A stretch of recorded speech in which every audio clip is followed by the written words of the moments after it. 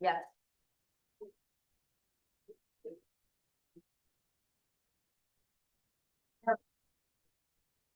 All right, we're going to call to order this study session.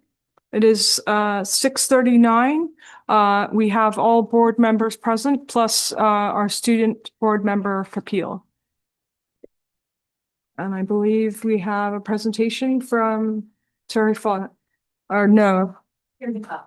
Terry and Bob. Great. Terry and Thank you. Bob are going to represent Welcome. the District Technology Committee, and they're here to report on the work that they've done around AI thus far. And this is a study session, so the board is welcome to ask questions at the end. Well, good evening, President Corns, trustees, student board member, Superintendent Volta, and our community who's joining us. We're pleased to be able to give you an update on our district's work with the support of the Ed Tech Committee. This focus around this is really around the artificial intelligence work that we have been supporting and how we are approaching AI in the service of learning. And that phrase is intentional because our work is not about adopting technology for technology's sake or what the tools are all about, chasing the newest bells and whistles. And it's certainly not about replacing the relationships that our staff have with our students and the authentic input and feedback and thinking that needs to take place within our classrooms. Our work with AI is around how are we engaging them to thoughtfully engage and navigate a world that is emerging very quickly with technology so that they are ready to be able to become independent learners and students who are able to think through how to use the tools that have developed, whether it be 2 years from now or 10 years from now. The Ed Tech Committee's goal was not just to create a guidebook or approve a set of tools. The ultimate goal is around how are we supporting students to become graduates who are AI literate and intellectually independent of technology. But this year or this past year, as Bob will talk about the timeline, it took us some time to develop the foundation for us to build upon. Why this? Why now? These three forces all really came together in a timely manner. Over the summertime, the California State Department of Education released its model AI policy all through the 25-26 school year, similar to MVLA. They did a lot of legwork of building the foundation and communicating that foundation out to the educators until finally that release of the AI policy. That AI policy is one that they encourage districts to consider what elements most resonate with the district that they should incorporate and build their own guardrails around. At a couple of different opportunities last year, we were able to glean input from our community that was very helpful for us. At the beginning of the year, the Ed Tech Committee gave our students and our teachers a survey around AI. Early spring, late winter, we gave our community an LCAP survey at which AI naturally resonated itself. And what we found with our community input is that there was some opportunities that they saw with AI. Learning integrity, building awareness, having clear guidance that could support classroom norms in the use of AI, being able to prompt or verify the inputs and outputs of AI to strengthen the learning and understanding, and building up some digital citizenship around the uses of technology, understanding the ethics and becoming aware of false outputs or bias. There was also some concerns that our community resonated or shared with us. Concerns of students becoming over-reliant on AI or reducing the original thinking of themselves, the concerns that the outputs had what's called hallucinations or misinformation, but not being able to determine that is actually the case, and so therefore taking that at face value. The concerns around data privacy as well as equity access. Do all students have access to technology that's giving them the potential to the learning, to the thinking, to the outputs? We don't view these priorities and concerns as competing interests because AI is what I would call a yes and. There's opportunities and there's also risks. And as a district, it is our responsibility to not just ensure that we are either communicating to our community that we embrace AI or reject it, but that we are supporting our students and our educators to have the judgment on when to use it, how to use it, when not to use it. I wrote down here that for us, it's not about measuring, are we using AI? We are helping students and adults make increasingly thoughtful decisions about when technology, regardless of what that is, adds value or does not. And that was the work of our Ed Tech committee. Dr. Glazer has been a big part of that Ed Tech committee for the past 2 years. She brought in her student interns, tech interns at a couple of different meetings who also contributed to the richness of our conversations. Dr. Ranieri attended meetings and was also a positive contributor. So we have a lot of hands on this AI handbook brought by the Ed Tech committee, including administrators, teachers, classified staff, students, and parents. At any time, we had a meeting up to 35, and I believe our overall membership was close to 50, close to 60. So there's a lot of interest in our community to be involved in our Ed Tech committee supporting AI.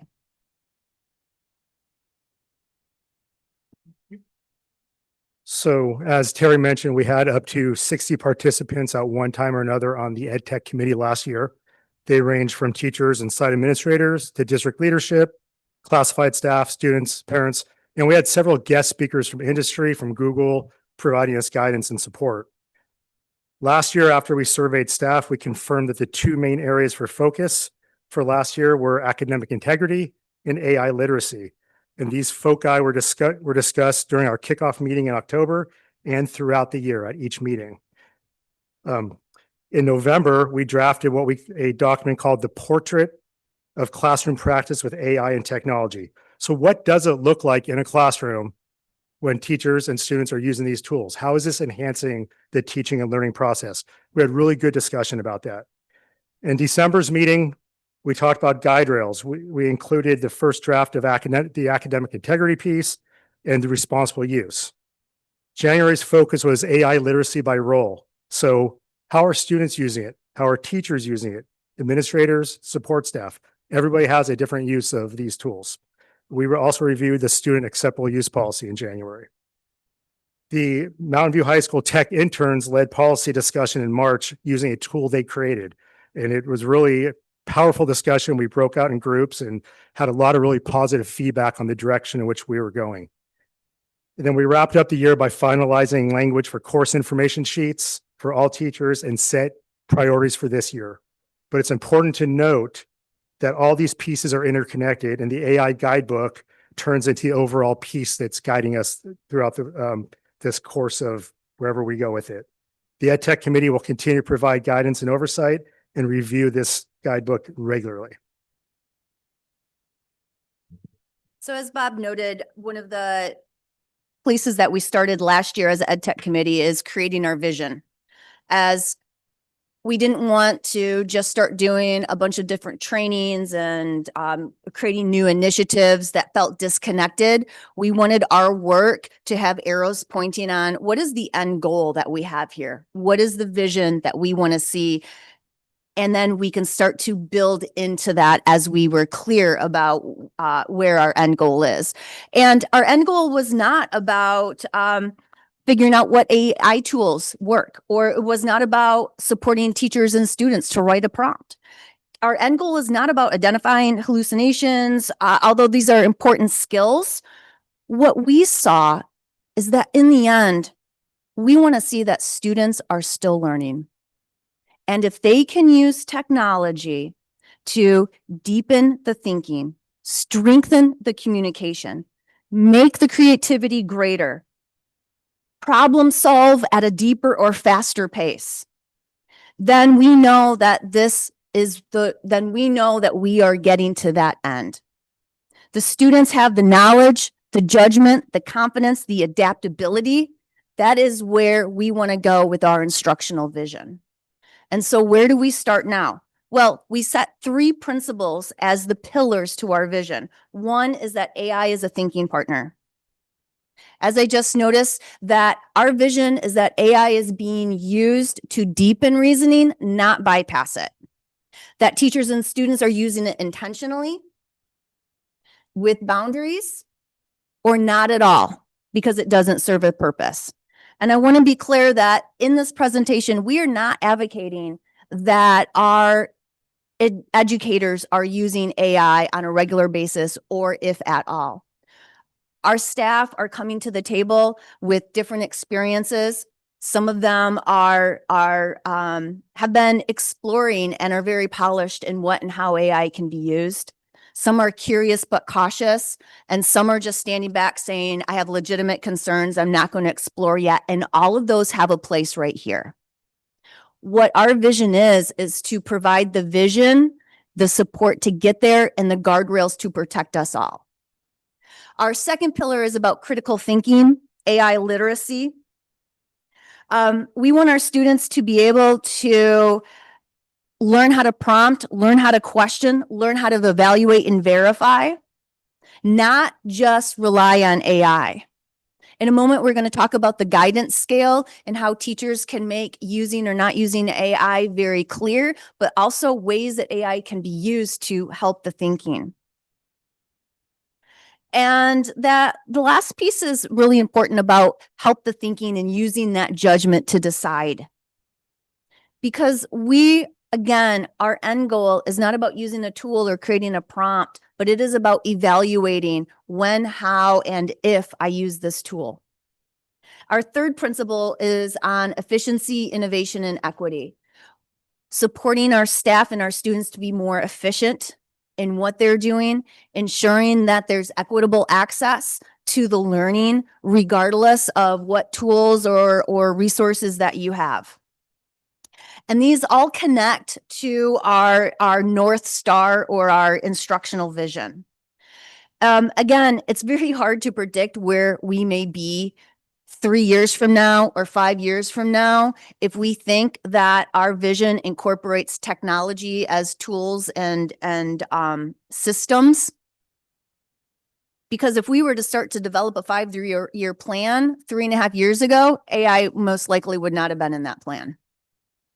What our 5-year vision is focused around people and capabilities.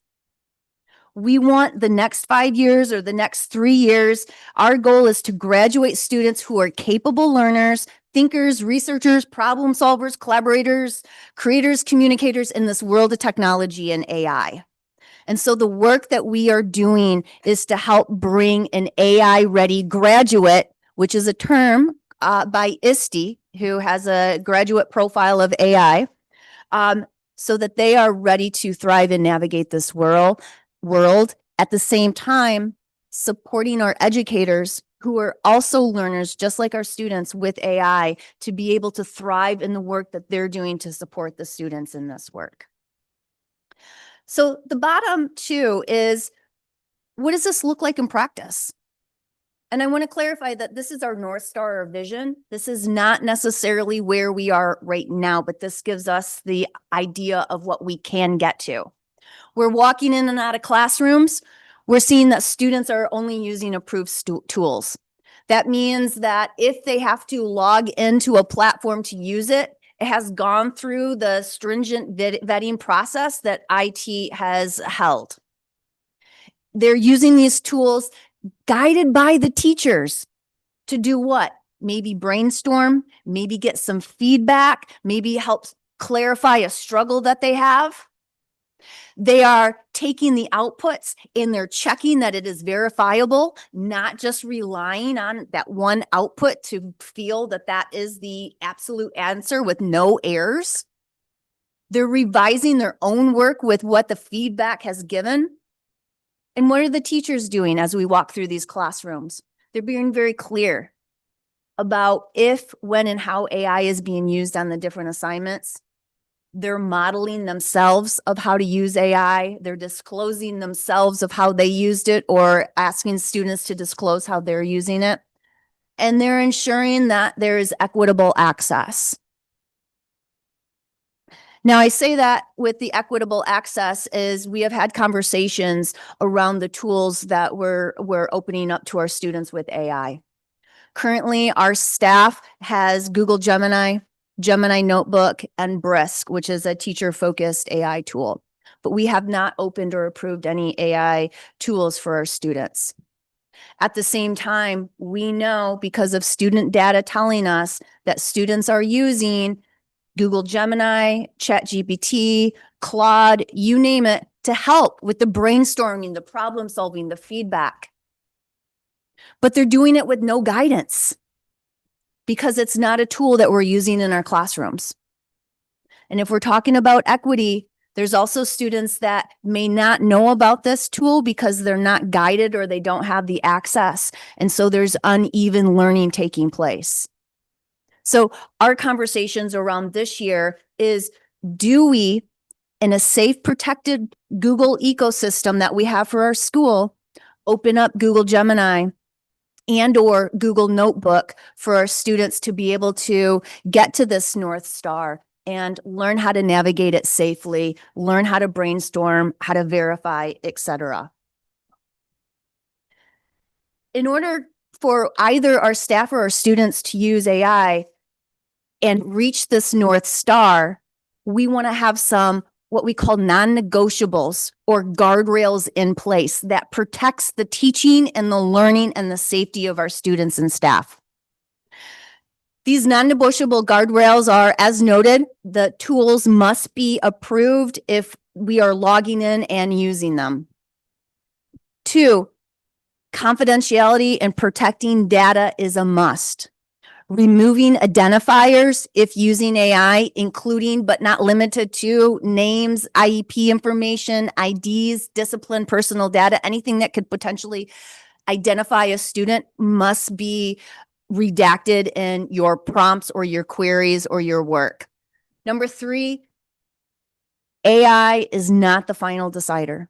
Whether it be an IEP decision, a discipline decision, a final grade, humans need to evaluate and say, I have looked at this and verified that this is where we're going, regardless of the topic. Number 4, non-negotiable, AI level is stated up front. We're supporting our staff this year in the guidebook, and it's been promoted also in an email. There'd been interest by teachers, so we're providing now classroom posters at various sizes to be displayed of our AI usage scale. I'll talk about that in just a moment, but it helps make it very clear how AI should or should not be used for the various assignments or assessments in the classroom. Number 5, disclosure. When AI tools are being used, we're encouraging students and staff to disclose that so that there's an understanding of what type of thought partner they may have used with this. And lastly, creating a practice around academic integrity and AI misuse and using more than just one data point to handle concerns around academic integrity and AI use. Now going to non-negotiable 4, which is about being clear and intentional to our students about how AI is being used. This is a resource that has been, went through a couple of different versions. I have the assessment scale citation at the bottom. It's widely used in educational institutions from K-12 to higher ed. And it's a usage scale on to what degree can AI be used on the assignment or the product or the project.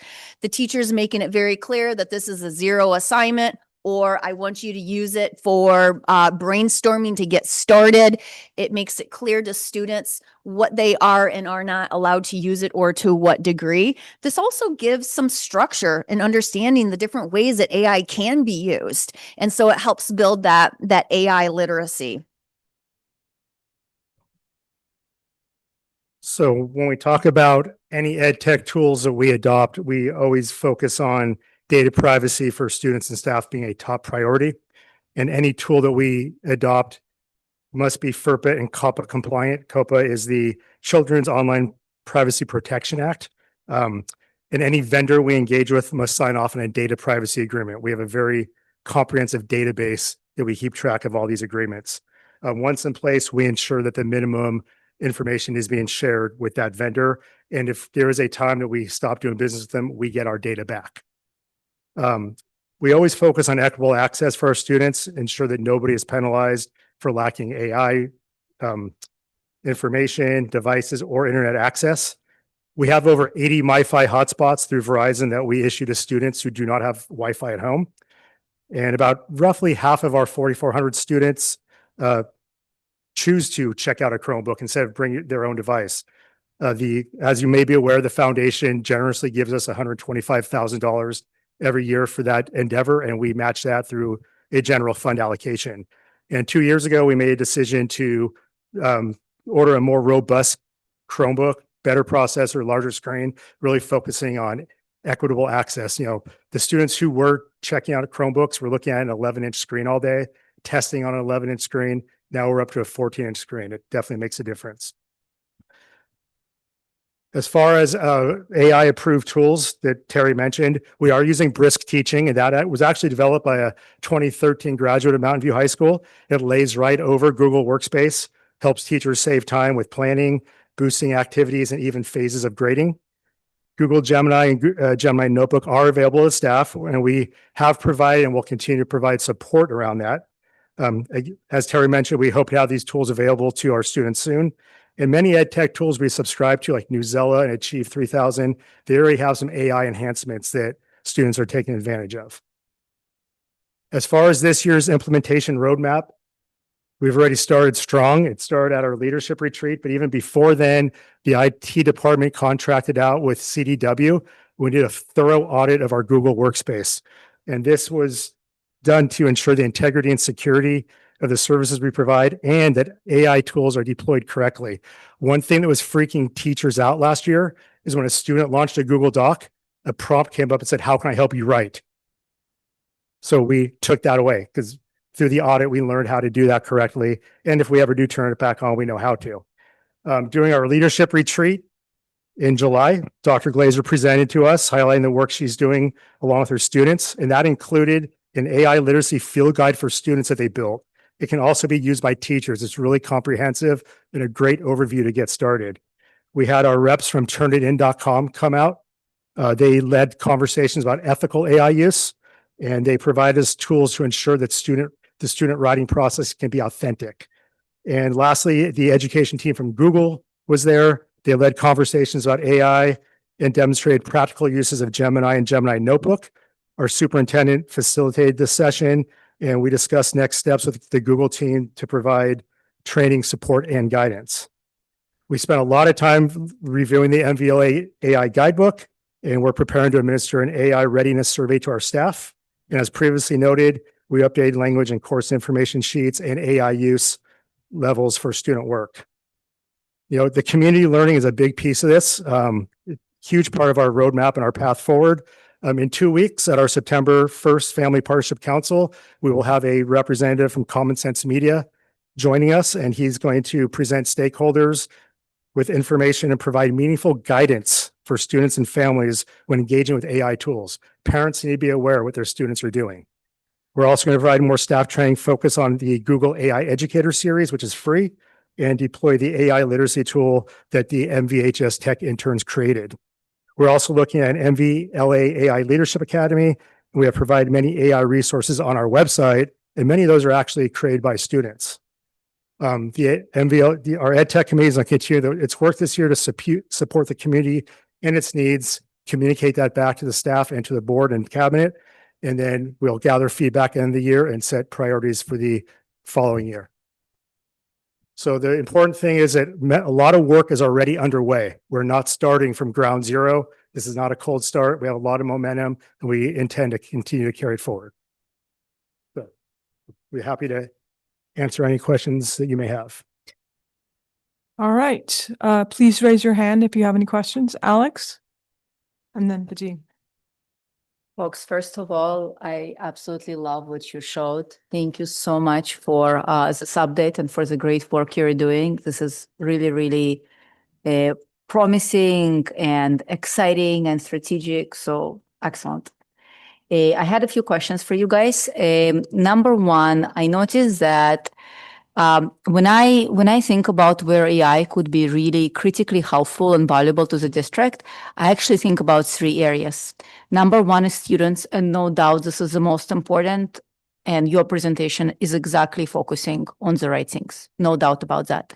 The second piece that I was thinking about is how AI can empower and make life easier for the teachers.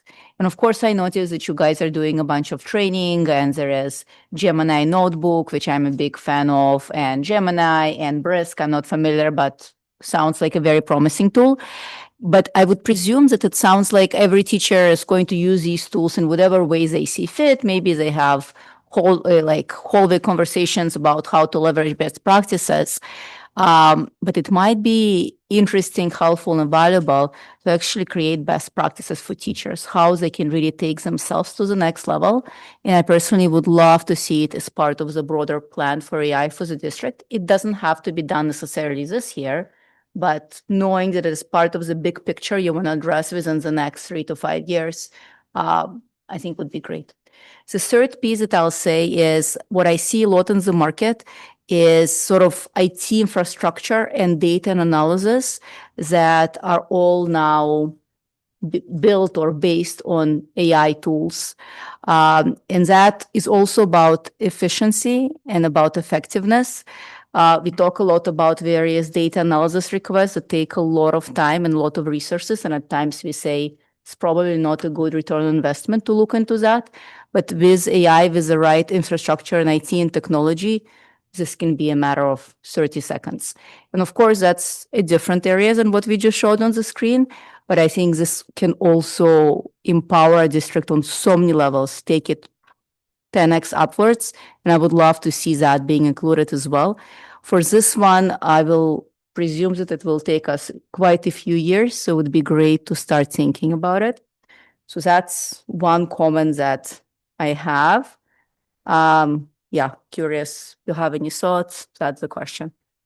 Yeah, and thank you for those comments. And what we're learning also is we have teacher champions out there already. Yeah. And we're really honing in on how they could be working within their own departments and showing what they're doing. Because I know in my experience, this is my 14th year as a director of technology. Not everybody's comfortable with technology. Yep. And AI will have some people running for the hills. So it's really, a lot of students aren't comfortable with technology. So having those champions and making yourself vulnerable is really important during this process. I'll share that even in the private sector, the ability to adopt AI varies widely. So this is just the case with humans. Yep. And I remember that multiple times during last year, I chatted with computer science teachers. Some of them are building stuff with AI. So these folks are definitely champions, and we could learn a lot from that.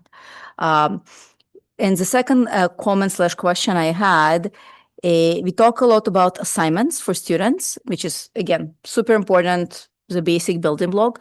But the other piece that I think is really interesting, and Mountain View High School tech interns actually talked about it in a panel last year, is using AI as a study guide.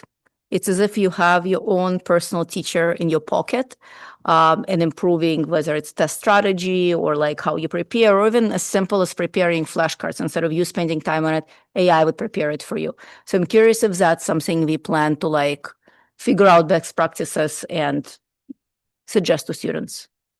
What you were referring to is what we would suggest is Google Notebook. It is a confined system that only sources the documents that you upload to ensure that there's no hallucinations or misinformation. that is being brought forward. And it creates a variety of tools that can help Yeah. our diverse students learn, from audio overviews to slide decks to Yep. That's exactly. flashcards, and to be able to support our teachers, helping our students understand different ways that they could use Notebook LM would not just help the here and now, but imagine how that could help when they go to college and they're on their own and they have this Huge. powerful study tool Huge. that they've already quasi-mastered I see. in high The school. second part is covered by Gemini Notebook. Yes, we still have to open it. We're ensuring that we have no concerns about opening up this tool for our students, but that would be hitting the nose on what you just mentioned. Wonderful. Thank you.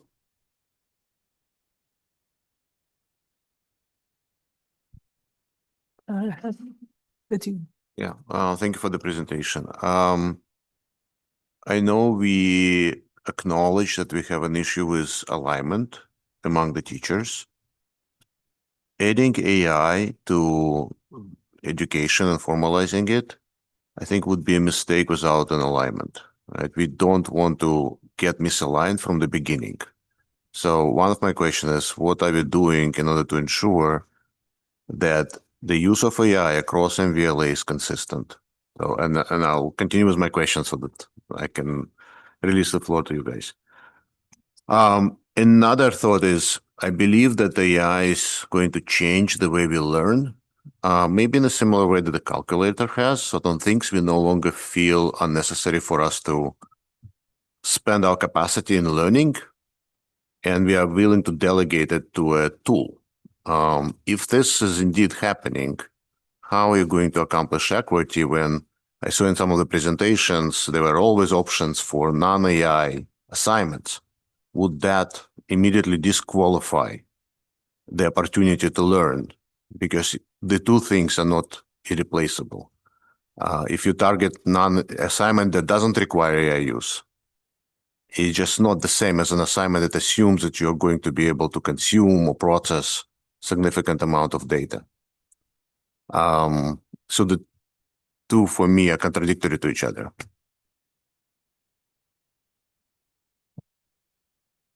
The former is we're asking course teams to be aligned in how they're asking students to use AI on assignments or assessments. So, this is year 2. We're starting small, but our course teams should be working together as a team that helps students navigate. So one teacher of a biology team should not be at a 5, as an example, or 4 on our usage scale, and the other is saying 0. So they're learning together, they're working together, and they're creating some alignment with flexibility in how students are using the technology in their classroom. And it is still important for teachers to be able to assess, can the student really do this skill without the use or the support of AI? Can they write? Can they show that there is, can they do a foundational math problem? Are they able to creatively think? And this is how I'm going to assess their creativity in their thinking.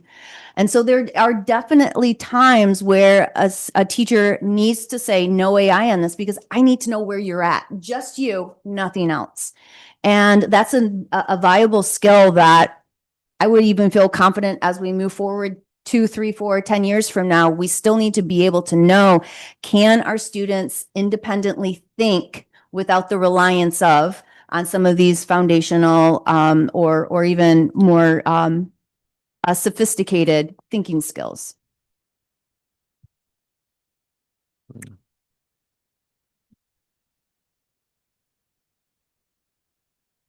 Anyone else?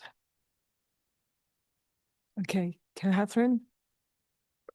I just want to say thank you. And I've actually been looking at AI before it was AI, like 40 years or so. And, it's come a long way, of course. And I'm glad that we are putting a structure around it for the guardrails and procedures and all of that. And it's a very nice presentation. And any other kind of questions I have, I will get back to you later. I would kind of like to have more updates or notes from the tech meetings, or for instance, the survey you gave to the students last year. I would have loved to see what that survey was and or the answers from the survey. And I'm glad that you incorporated and everything, but it'd be just of academic interest, if you will, to have seen the actual survey and the results. So if we could have a little bit more backup data or backup information, I don't want to call it that kind of data. So thank you. Wonderful presentation. First of all, I want to echo all the thanks. Just a really informative presentation. I actually agree with Alex, Vadim, and Catherine. Best practices for teachers, alignment needs to be used consistently. Sorry, and then more data. And I actually also really appreciate that you're taking sort of an implementation approach first, so that you're I hope that in that way you'll have alignment, because the teacher will still be practicing it first, and then it will be brought to the board. I just have a couple of concerns. The first is that surveys show most AI is used at home. So my question is, how do you enforce the approved tools for students when, say, a student could use Claude or ChatGPT at home? We can't, but we can educate them about using Google Gemini within our Google Workspace, because by using it within the Google Workspace, it's not using student data to train their language model. So that is securing their data and their privacy. So those are the kind of things we want to emphasize to students and parents. Okay. And then the other question I had is, the problem right now, I think you have a great use of guardrails, the scale of 0 through 4. I think it's a really good use of, really quantifying how AI should be used. And I really appreciate that you have that metric.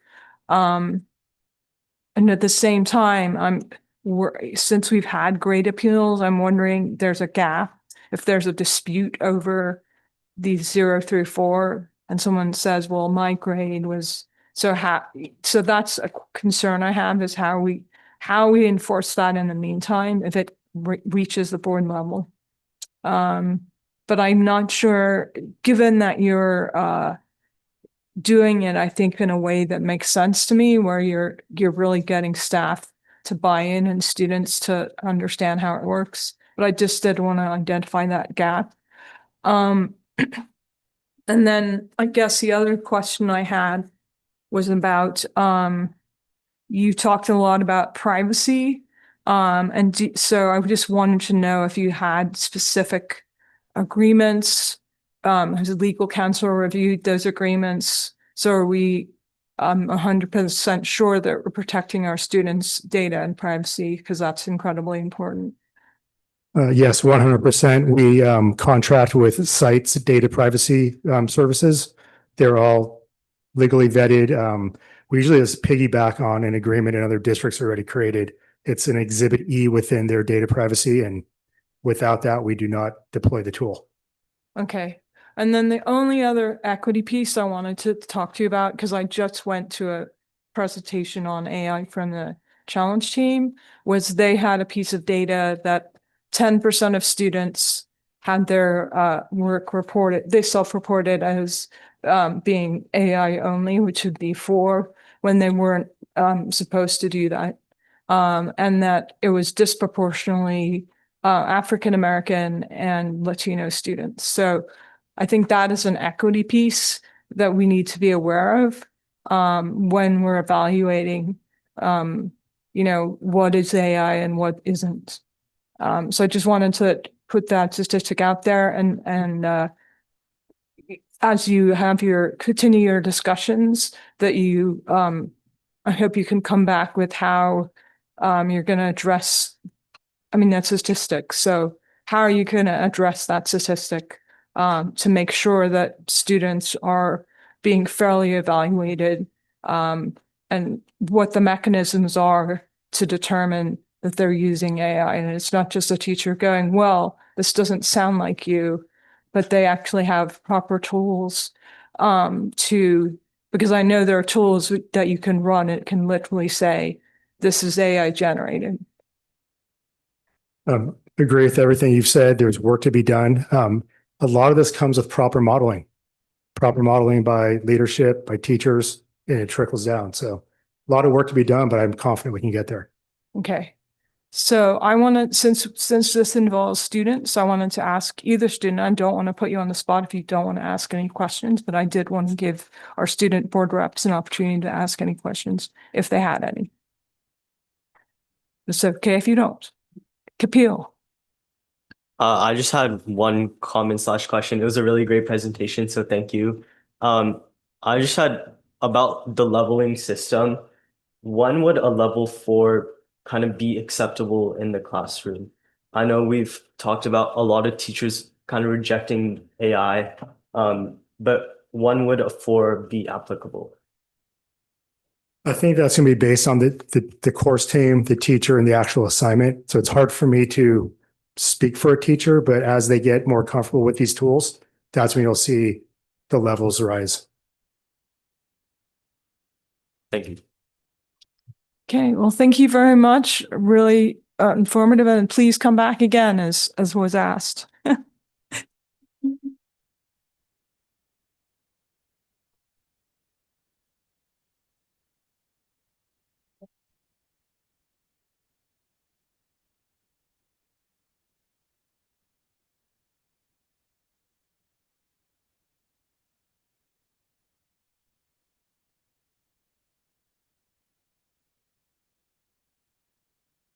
Are we starting the open session? It's starting the 7:21 p.m. Good morning or good evening and welcome. Alex, the dean, Esme, Catherine, and myself are present here as well as our student staff.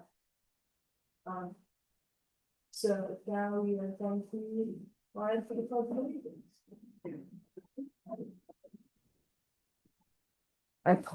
I pledge allegiance to the flag of the United States of America and to the republic for which it stands, one nation, under God, indivisible, with liberty and justice for all. Okay, so now we're going to move on to the approval of the meeting agenda. Do I have a motion? I so move. Okay, do I have a second? I second. Okay, so moved by Catherine, seconded by Alex.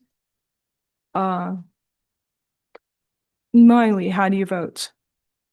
I approve. Kapil, how do you vote? I approve. Board, all in favor? Aye. That's 5-0. All right. So next, we move on to action taken in closed session. In closed session, the board took action to approve a final settlement agreement in OA case 202-604-1161 by a vote of 5-0 with 0 abstentions. The agreement resolves all previous issues between the party in exchange for a total not to exceed $14,000 for students' educational services and attorney's fees. No other reportable action was taken in closed session. All right, so now we move on to our usual notification that this open session is recorded and streamed on YouTube. Welcome to our YouTube users. And then we move on to 10.0, communications, and we move on to our student board member reports. So Miley from Los Altos High School. Hi, I lost my voice, so I'm a bit raspy. Yeah, the first week of school at Los Altos High School was a great success, and it was exciting to see students getting involved and adjusting to the new school year. WOW Week or Week of Welcome went very well and helped create a positive and welcoming environment for students as they returned to campus. Our seniors also kicked off their final year with Senior Sunrise, which was a great success for the senior class and a great way to come together and celebrate the beginning of their last year. Additionally, last week, ASB hosted our first Blue Friday event, which was an ice cream social for the student body. The event had a great turnout, and it was wonderful to see so many students enjoying themselves and connecting with one another. Today, we also had our back to school rally, and the student body was very engaged throughout the entire event. The games were especially fun and encouraged lots of participation from both students and teachers, creating a very energetic atmosphere. Looking ahead, this Friday is our back to school dance. We have our theme being Under the Sea, and we're going to enjoy fun activities and features such as the bubble machine, food stands, and music for the student body to enjoy. We're excited to continue building school spirit and making the start of the year a memorable one for all. Thank you, Miley. Board, please raise your hand if you have any questions or comments. All right, seeing none, let's move on to Kapil from Mountain View High School. Good evening, board and audience. As we continue throughout our first month of school, Mountain View High School has been off to a great start. Activities such as marching band clubs and ASB and ambassador events are underway, with more to come throughout the semester. Today, we held our back to school rally, and our Spirit Week continues through the week. Today's Spirit Day was class colors. Tuesday is Shady Day, Wednesday is Tie-Dye Day, Thursday is Denim Day, and Friday is Spartan Pride Day. Seniors also held Senior Sunrise last Friday while enjoying bagels, donuts, and photos with their friends. Also, ASB freshman election meetings happened this past week, and campaigns will happen shortly. Next week, back to school night will happen, with clubs selling food before the event to raise funds for their organization. For sports, tryouts ended and our sports seasons will start soon, with the first football game on August 28th after our back to school blast-off event.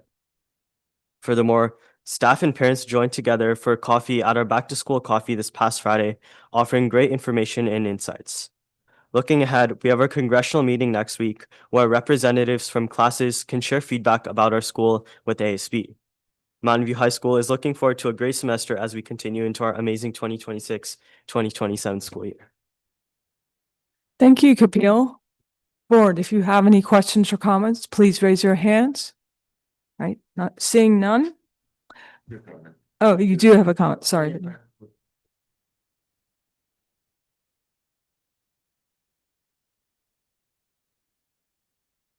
Okay, thank you, Vadim. Anyone else? All right, seeing none, we move on to our district organizations. Do we have anyone from DTA or CSEA? I do not see anyone in the audience.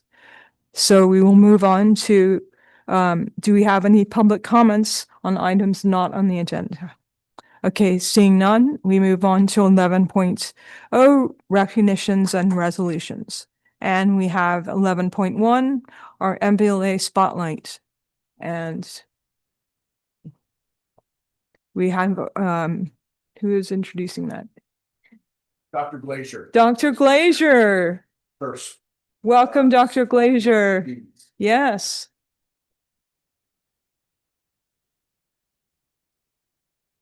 As Kapil said, we had our Spirit Week, so I'm dressed in all class colors. And I might keep my purple hair because I got lots of compliment for the junior class. But that's not why I'm here, because I just want to make sure that no disrespect intended, just very spirited. And it is my great honor to present the MVLA Spotlight Awards to 3 of our outstanding parent volunteers. And if I can have them come up here, Anita Matthew, Manisha Shah, and Sarah Kopit Olson. Did I say right? Kopit Olson. Okay. Yeah, you can give them a round of applause. Okay. These 3 ladies have been collaborating with the administration and our AVIC program to adjust our increase from 2 classes to 3 classes. And they have been instrumental in expanding our program because when we add classes, we also require additional adult mentors who visit our classrooms regularly to support our students. And what I really appreciated about working with these ladies is that change is hard for many people. And they ask lots of thoughtful questions as to why we're making these adjustments to our programs while advocating for the maintenance of what is core and what is great about our AVID program. And I think they're an example of our incredible community support for all our students, as well as our historically underserved students. And I can assure you that even though we had many, many, many meetings about how we're going to get to our collective goal, they have been so supportive, so kind, and always thoughtful in their approach. And I really appreciate that they put our students' best interest at heart every single time I have a conversation. And their solutions were incredibly supportive of our students. So it is my great honor to be able to recognize their hard work, and they're volunteering for this. So in addition to coming to mentor our students in their own time, all the meetings that we had, they're also volunteering their expertise and their time. So I cannot thank them enough. And I'm so excited to present these awards to these amazing volunteers.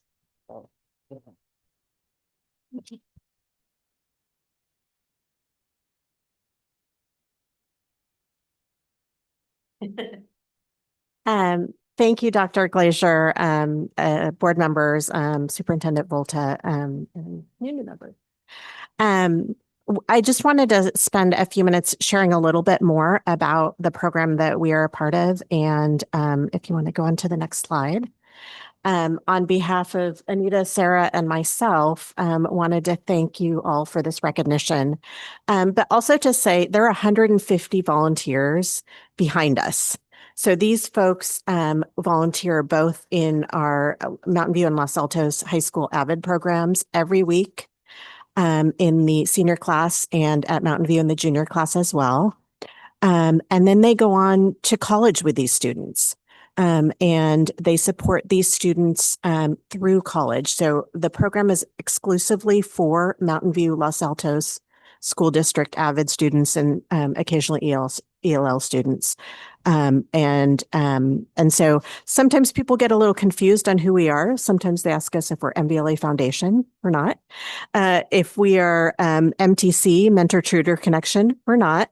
But what we are is MVLA Scholars. And I just wanted to take a few minutes to share a little bit more about what we do. So if you could go on to the next slide. In the high schools, our program is really focused on the AVID program and supporting students in the AVID program through consistent one-on-one relationships. So we work in small groups every week or every other week with the same group of 4 or 5 students, often for 2 years and up to 6 years through college. We have about 50 mentors across the district, and it's a combination of current and former parents, current and former former teachers and administrators, private college counselors, and just community members who care about supporting these underrepresented students. And as the students go on to college, we'll talk a little bit about the college program for a second and move on to the next slide. The college program is really focused on helping students in the AVID program make it to college, but also through college, and get to a professional job. So we support about 150 former AVID students every year, AVID alumni, with approximately $20,000 4-year flexible scholarships. And basically that bridges the gap between financial aid, work study, and financial needs. So our goal is for these students to graduate debt-free.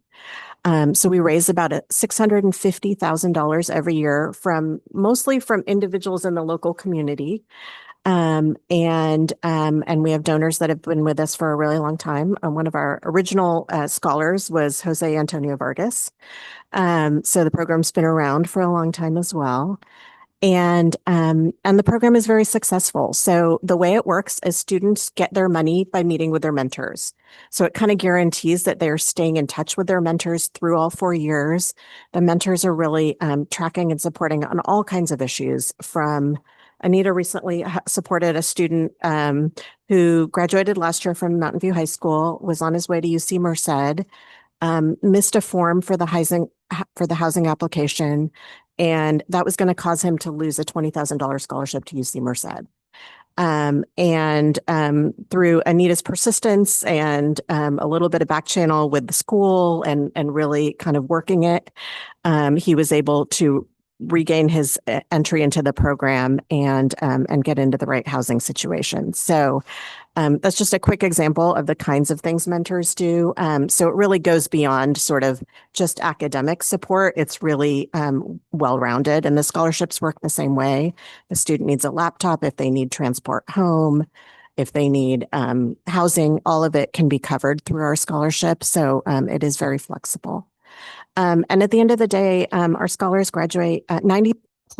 I think it's about 95% actually of our students graduate from a four-year college, which is significantly more than the national average. So just wanted to share a little bit about what we do, because sometimes people get us confused with other organizations. And the next slide just has a little bit of a, if you get a chance to plug somebody who's interested in supporting the schools financially, this is a great way to do it. So thank you.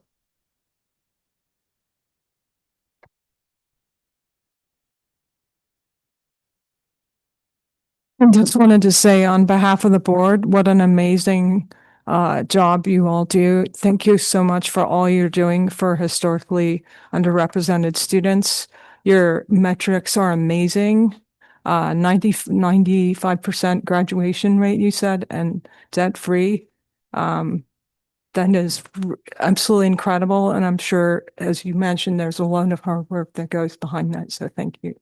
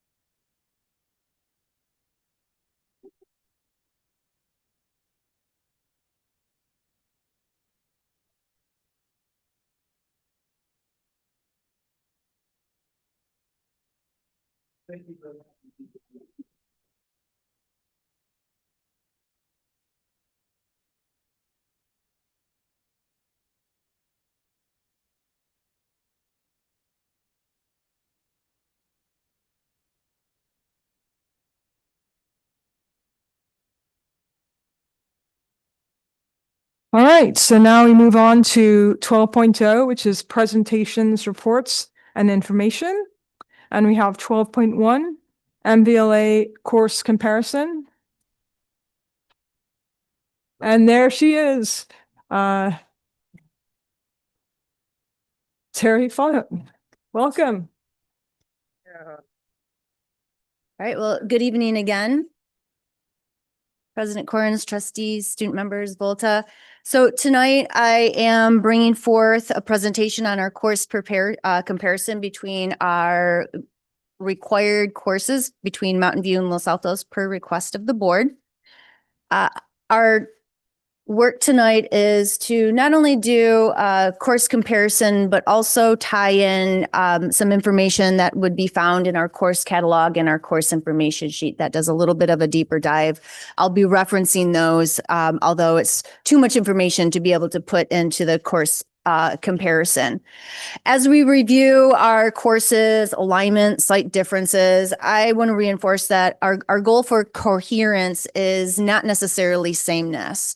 It's about, are we offering equity with access, rigor in the courses that we offer while supporting site-specific needs such as staffing, interest, and availabilities. One of the items that was posted with this presentation was a brief overview of our core graduation courses, English, social studies, science, math. I added world language in there as well, and the similarities and differences between each of the grade levels. I added another document that did a little deeper dive on each of these, and it gave a statement or two of a description of what is taught in that class. We're going to spend time in our presentation going over each of these. I do want to note that for most of the courses that has what we call a college prep and an honors version, I noted that by noting the class biology and then in parentheses having an H for honors. And it was alluding to that there's both a college prep biology and an biology honors as an example. There was a couple of times when I went through and I did my edits, I didn't catch some of my earlier workings of this where I had the word honors actually spelt out in addition to the college prep class. It became a little bit too wordy of a document. So as I tried to condense that, I did the parentheses with the honors, but I didn't catch all of my original work. All right, so if we jump into English course, what we see is that we have strong similarities between our pathway with greater differentiation as the students get to their senior year. All students take a 9th grade survey composition literature course. There's no honors or AP version, which is a wonderful foundation for our incoming freshmen to be able to have this pivotal course and be able to work alongside a variety of learners and get to know all of their peers before perhaps interest starts separating them or readiness starts separating them. As we see with our sophomore year, and we had conversations around this last year as well, sophomores have World Lit Honors, which is a college lit class, or excuse me, college prep class. And then the honors version would be AP Seminar at Mount View or World Lit Honors at Los Altos. Both of these follow the Common Core for 10th grade. Both of these are looked at as an honor or more rigorous version than the college prep. If you were a college admissions officer, you are not comparing the two schools together. So if a student has AP English in 10th grade and the other student at the other school has the honors version, the college admission looks only at the school profile for that particular course or that particular school.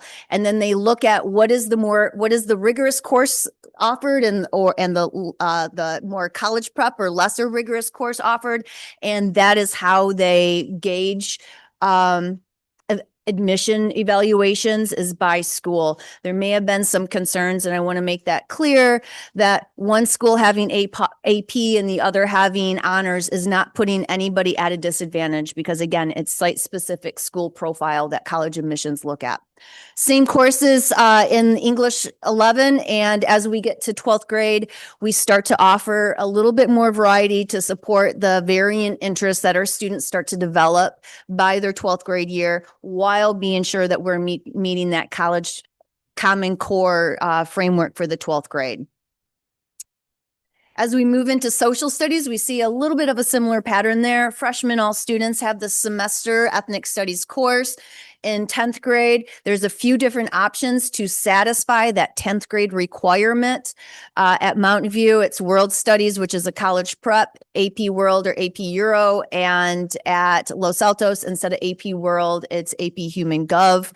This was based off of teacher interest, student interest, and the enrollment sign up that continues to show that there's interest in in the course being offered. 11th grade, both schools offer the same US History College Prep or AP. And again, when we get into 12th grade, we see a little bit of differentiation in meeting that civics econ graduation requirement with some variety in the AP or the honors courses being taken.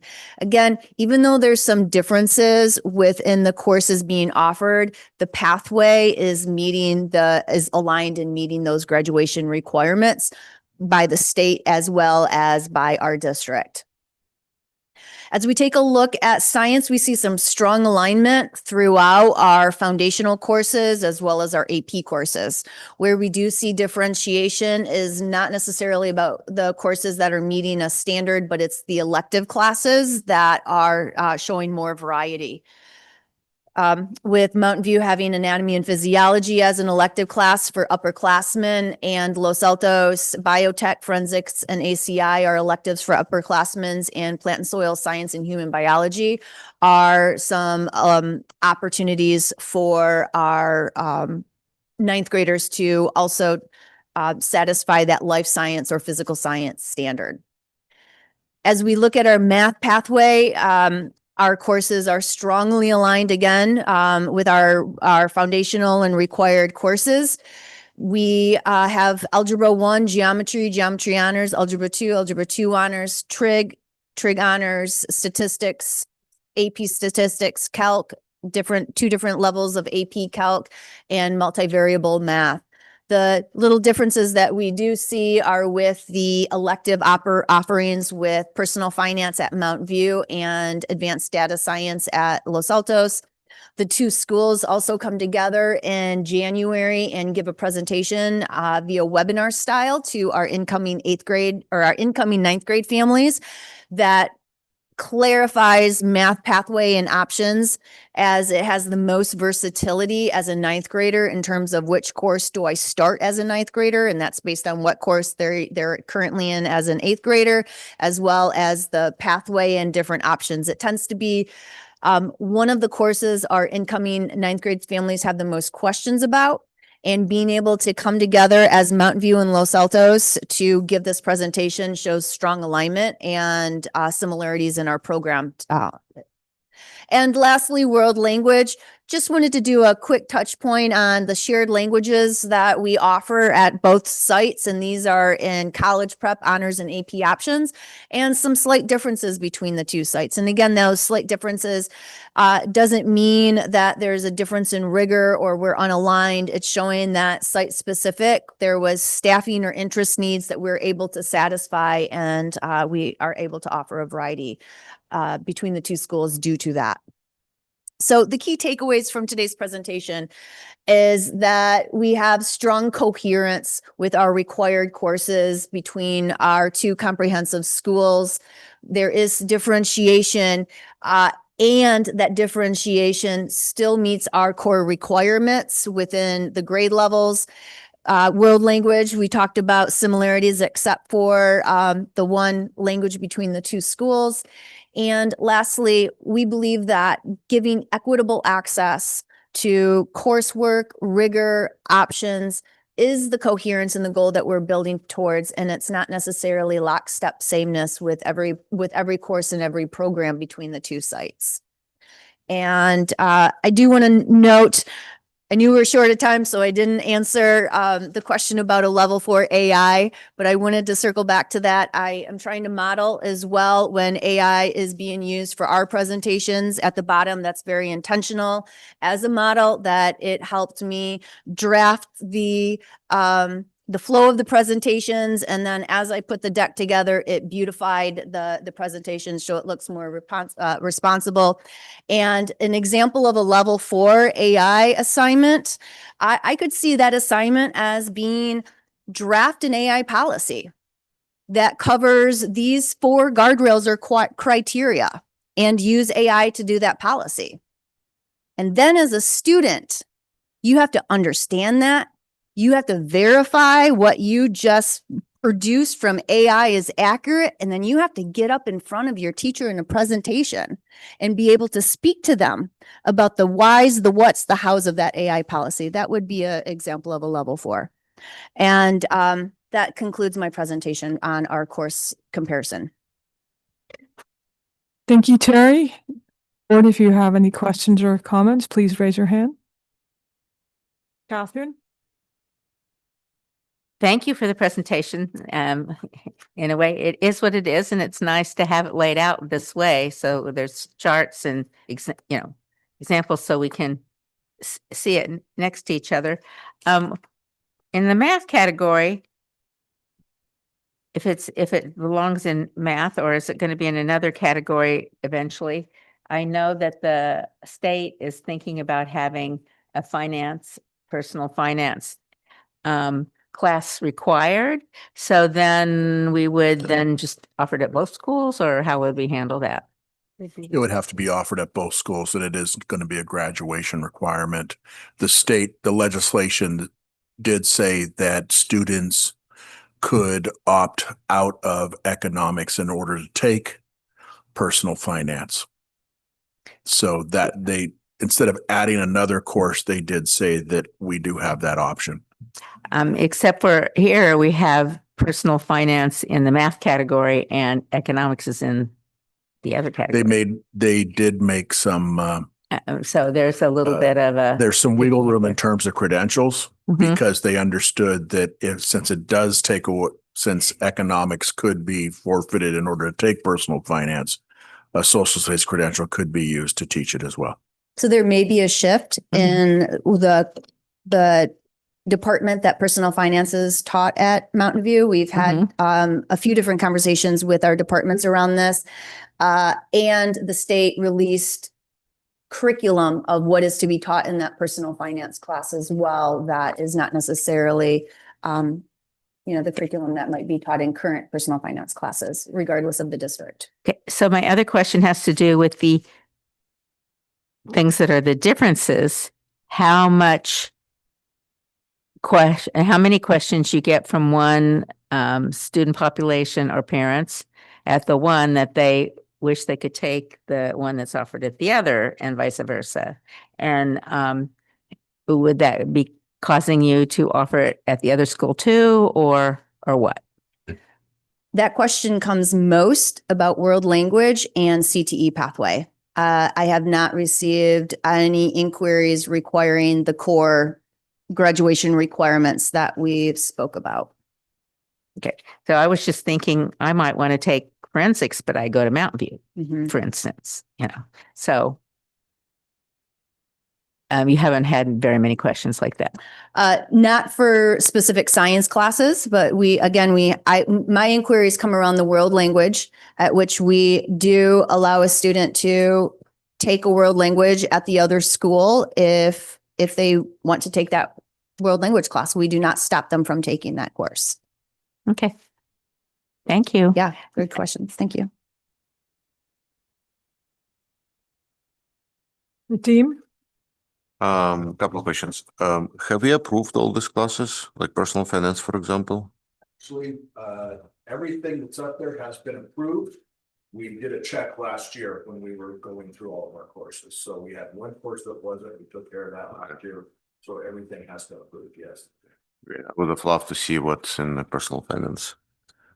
All information It's available. courses are found in the course information sheets on each respective site.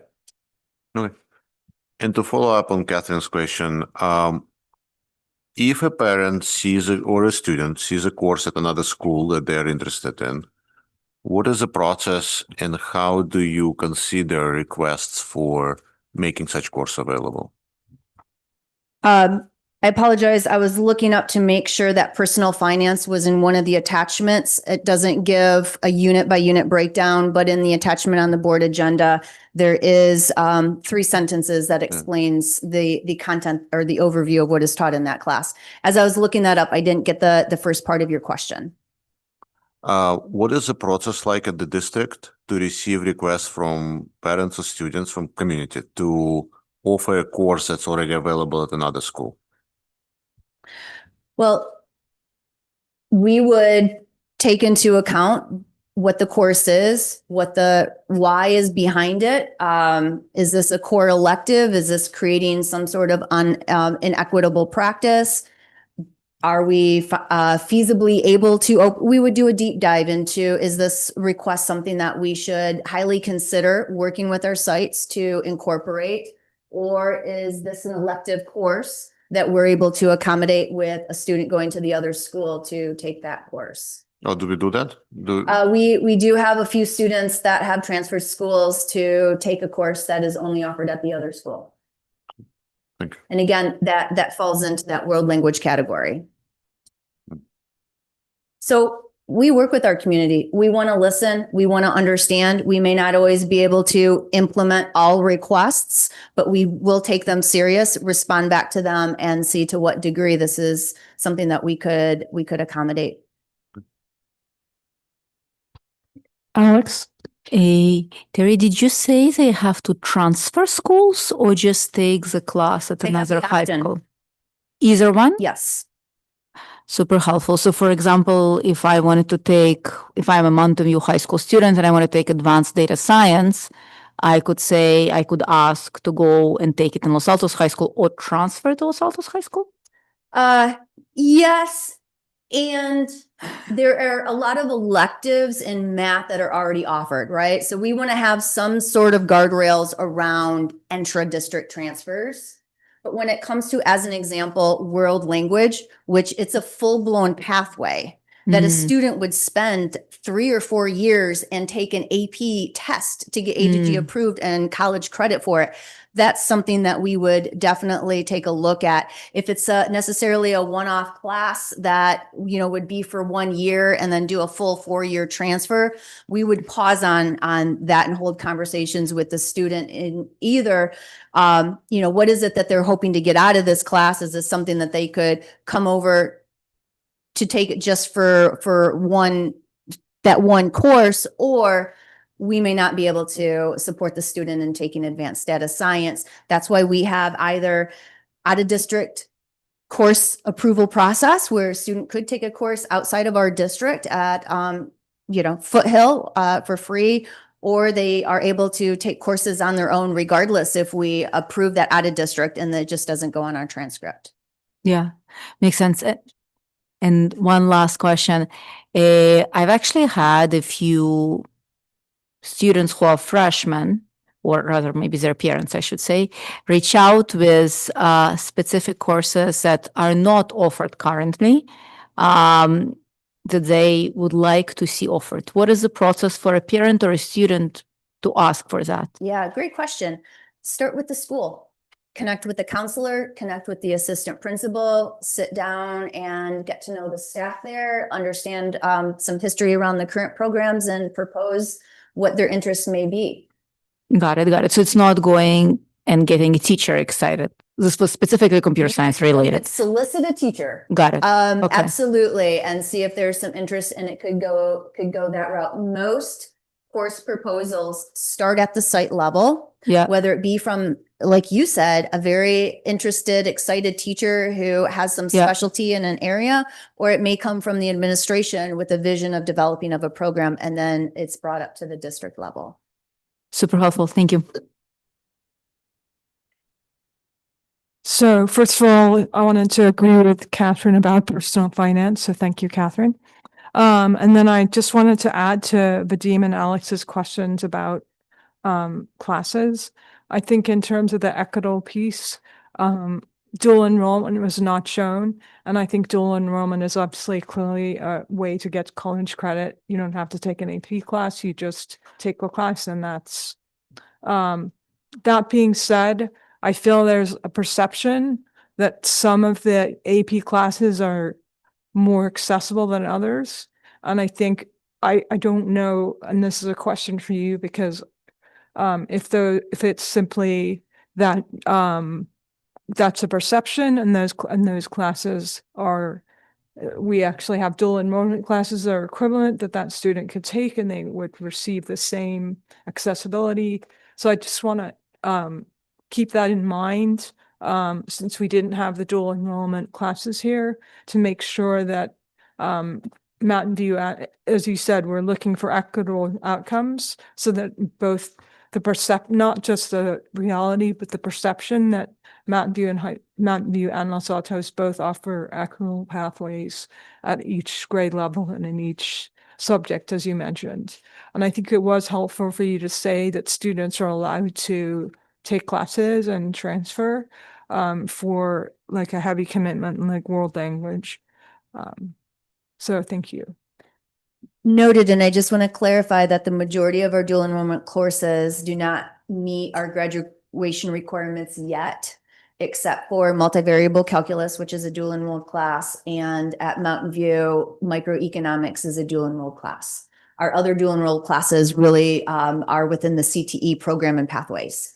Okay, thank you for that clarification, because I think in the science class and social studies, there's a little bit of a misconception there, and I think perhaps more education about what is being offered and why within each school site, I think might help some of that confusion, because I know that the MVLA itself is committed to equity. Absolutely. And I just saw a hand gesture going on behind me and in front of me. And I want to take that back and say, actually, and very excitedly, that Alta Vista High School has a dual enrollment English class that it offers its students. And so they can they can leave Alta Vista High School with college credits in English already satisfied. So awesome. Thank you. So the dean. Actually, I have a question for you, Peter. What does it mean for an AP class to be more accessible than the other AP class? Well, I think the perception, and I don't know if this is a reality or not, that an AP class that has projects is more accessible. I don't know if that's actually true, but that's what feedback that I get from some people who that's more accessible. As to whether that's actually true or not, I personally think a dual enrollment class where you just take the class and you automatically get college credit is the most accessible way to take a class, because you don't have to pass an exam. You don't have to pass an exam. Yeah. But I feel that some people have expressed to me that that's more accessible. As to whether it is or not, I don't actually know, because I'm not a student taking those classes, nor am I an educator. But I just wanted to clarify that is the perception that's out there. And I think having more messaging around that and making it more clear as to what accessibility means, I think is important. I still don't understand what accessible means in this case. Like, are we requiring an exam for one set of courses versus the other? Well, you were asking Theta. Yeah, I don't understand the notion of one class being more accessible than the other. I don't understand what it means.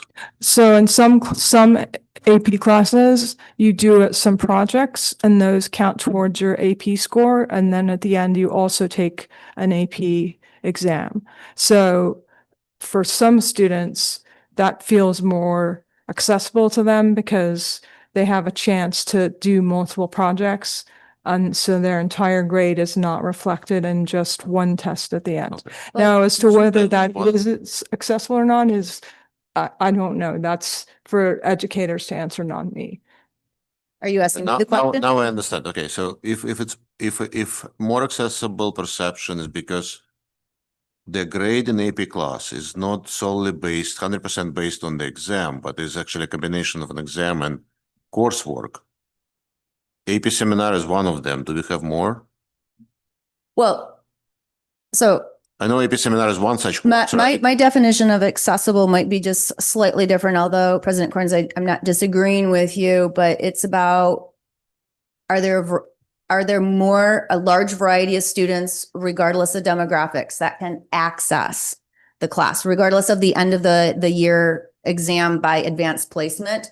Are they able to successfully for the full year engage with the content, engage with the students, and learn the content? And are there some courses that allows for greater student accessibility to that content than others? You know, I think of physics as an example. You have AP Physics 1, you have AP Physics C, E, and M, right? AP Physics 1 is more accessible for students to take the AP Physics class because it's a little bit broader. It's at a different level than the AP Physics 1 or AP Calc AB versus BC. And so some courses are intentionally built at a much more detailed, rigorous level of content than other classes. And I'm not sure if that was the original question, but those are two examples that I think about accessibility, just right there between the two offerings that are shown within the pathway. Thank you. I think that addresses one of the, I mean, that's why I said it was a perception and not, so I think that's why I was asking you about it. Thank you. So thank you for your answer. have Esme. question, and you kind of touched on this a little bit, Terry, I think in the key takeaways, but can you talk a little bit more about, because it seems to me like where there's differentiation is largely based off of staff and teacher interest or specialty. Where does this decision lie in terms of what ultimately gets offered? Is that site specific? Is that the district office? What is that? How does that decision making happen? Good question. And before I get to that question, I just want to point out that you showed another layer of greater accessibility into a course, and that is the teacher's pedagogical structures that could potentially give more students who may have had challenges accessing the content just to open up the book and study versus being able to put in routines and scaffolding that gives them that access. The process for asking for a new course, is that what your question was? More around the process for where there is differentiation, where the decision lies. Is it ultimately a site-specific decision with site leadership? Is that across the district, like here, the district office decision? What does that decision-making process actually look like? It's a multi-layer. So it starts off at the site, it gets teacher input, it gets administrative input, and if as a site team, there's strong desire to move forward with proposing a new class, then it gets brought up to the district, to Ed Services, at which the district then works with the superintendent to share what the course is.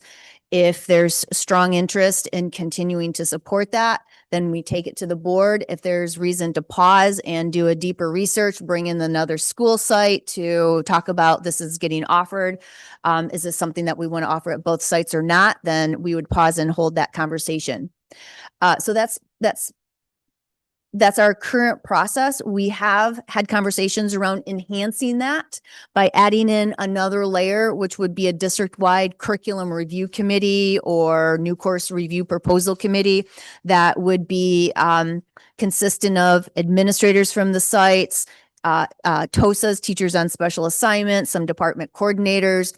And so in addition to what feels almost like a siloed vetting process, there would also be that layer of a more comprehensive oversight that could maybe get to something. And so for the current vetting process, is that vetting process uniform across different sites? Yes. It's part of the new course proposal where it shows the different steps. Did it go to department coordinators? Check. Did it go to administration? Check. Did it go to Ed Services? Check. Right. Thanks, Catherine.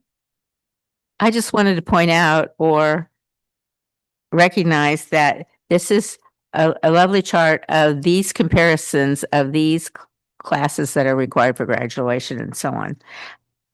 However, then you mentioned CTE, but then there's ESL, and that's a whole different track or chart. Yes. And then there's co-taught, and how does that all fit in? And then the dual enrollment, which you always already mentioned. So we don't have one or two dimensions here. We have 3, 4, 5, 6 dimensions all going on at the same time. Yes. And to try to funnel them all into the same description is sometimes difficult to do. Yeah. But we need to understand all of them individually, at least. Well said. All right. Thank you. All right. Thank you very much. All right. So now we're going to move on to 13.0, the consolidated agenda. Does anyone have any questions before we move forward? All right, seeing none, does anyone wish to pull an item from the consolidated agenda other than those that have already been pulled? Okay, seeing none, do I have a motion to approve the consolidated agenda? I move that we approve the remaining consolidated agenda, which is 13.1, 13.2, 13.7, 8, and 9. I second. Okay, moved by Catherine, seconded by Alex. Kapil, how do you vote? I approve. Miley, how do you vote? I approve. Board, all in favor? Aye. That's 5-0. All right, so next we move on to our business action items. And we move on to 15.1, which is to increase our MVLA daily substitute pay rate. And it's going to be presented by, are you going to present? Okay, Layla Benson from our Associate Superintendent of Human Resources. Hey, thank you so much. Well, it's been a while since I've come to adjust our pay rate. We did so upon our return from the pandemic, and we were competitive up until this point, but it looks like due to substitutes being in short order, our colleagues around the area have increased their rates. So it seems prudent for us to do the same so that we can maintain a highly qualified substitute workforce and make sure to, you know, in the case of an absence, have an appropriate person to cover the classroom. So you'll see a lot of information here, but essentially what the recommendation is that we'd like to go to a flat rate of $280 per day. We really feel that with tutorial period, we're really operating on a 7-period day. We did have a model previously in which we were paying extra for the 7 period. But when you look at our schedule, either on a Monday, it's 7 periods, or on block days, there is a good chunk of the day, either between tutorial or that extra period that needs to be covered. So we feel that the best way to go is to go with this $280 flat rate, and then go with the half-day rate as we typically do if in fact somebody is taking 3 hours or less. So we are simplifying. This will help us if we maintain a strong substitute workforce. It will help us to ensure that we keep our costs down because that means our subs will be available. They will pick up the jobs with us. Otherwise, our rate increases significantly when at the last minute we have to ask our teachers to please cover, and then we pay a much higher prep coverage rate. Also, it kind of throws off our teachers' day when at the last minute they have to go on a preparation period and go cover for a colleague.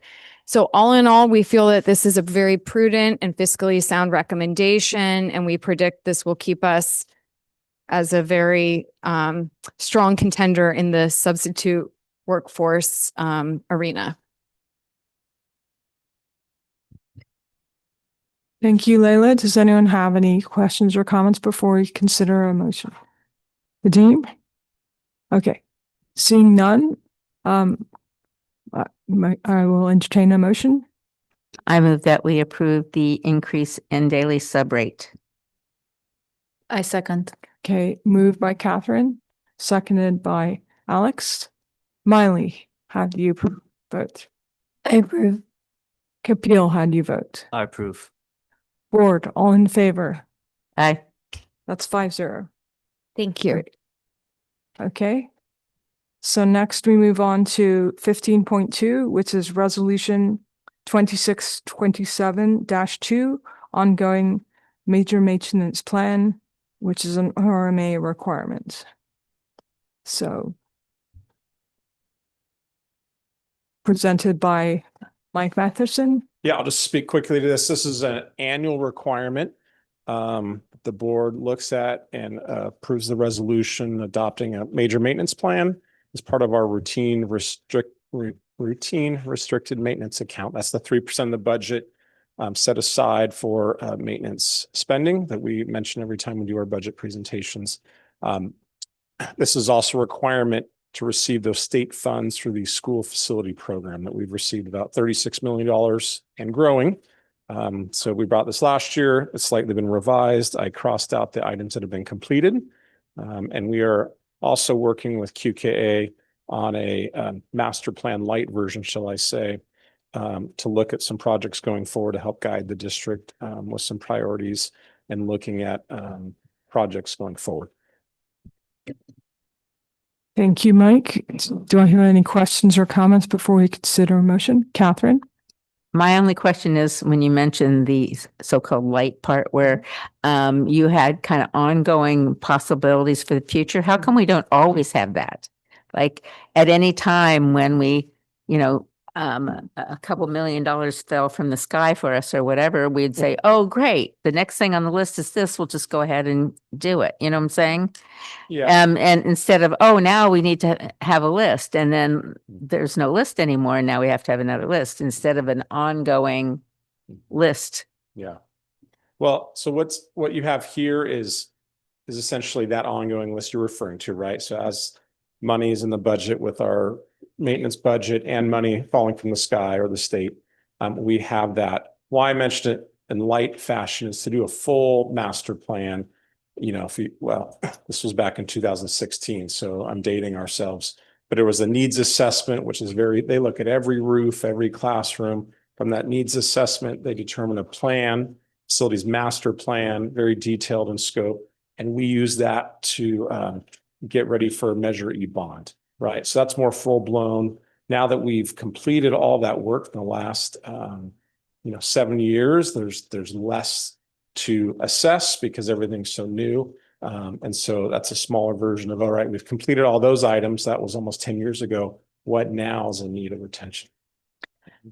So Well, maybe a little more than this. Yeah. What you said though was based on the budget and some of these other things. In other words, you qualified it already instead of saying just in general, where's our long list or ongoing list of the things that would need to be assessed even so that you at any time you could say, well, wait a minute, we have extra money or this happened. So let's just go down the list of things that need assessing next. We already know, why not? And then just go ahead and pick one of them, or you could come to your conclusion quicker in terms of spending the money instead of having to do a whole nother assessment or whatever. But I feel that way about every category at as the schools are budgeting is that you always have a list. So anyway. All right. Anyone else? That's all. Okay. All right. Seeing none, I'll consider a motion. Okay, so then I will move that we approve Resolution 26/27-2, ongoing major maintenance plan. I'll second. Okay. Moved by Catherine, seconded by Alex. Kapil, how do you vote? I approve. Miley, how do you vote? I approve. Board, all in favor? Okay, that's 5-0. Okay, so we're going to move on to actually 15.4, which is our second reading on board policy 5131.8, mobile communication devices. And if you look, we already discussed this. This is about AI eyewear. Do we want to have more discussion before we consider a motion? Okay. Seeing none, I will take a motion.